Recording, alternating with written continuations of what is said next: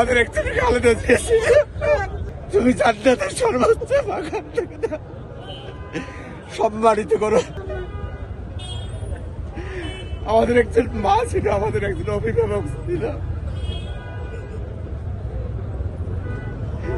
আজকে আমাদের দুঃখের মধ্যে যে শূন্যতা সৃষ্টি হয়েছে, যে রক্তক্ষরণ হচ্ছে,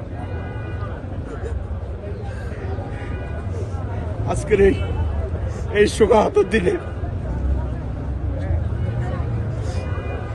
তার আদর্শ, তার দিক নির্দেশনা, তার বলিষ্ঠ নেতৃত্বকে আমরা সামনে রেখে এই জাতিটাকে আমরা যাতে গড়তে পারি, জাতির স্বাধীনতা সার্বভৌমত্ব যাতে রক্ষা করতে পারি, সেই দোয়া আল্লাহর দরবারে করছি এবং সারা বাংলাদেশের আমার সহকর্মী রাজনৈতিক নেতৃবৃন্দের কাছে, আমরা সর্বস্তরের জনগণের কাছে এই আহ্বান জানাচ্ছি।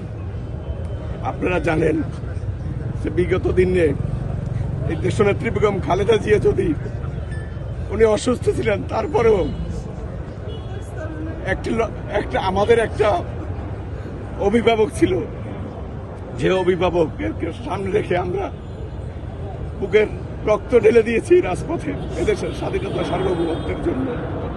আজকে উনি আমাদের মাঝে নেই।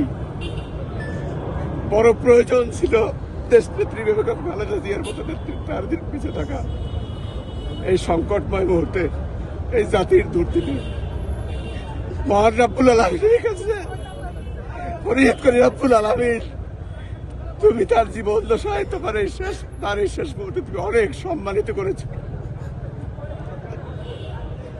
তুমি জান্নাতের সর্বোচ্চ বাগান থেকে সম্মানিত করো।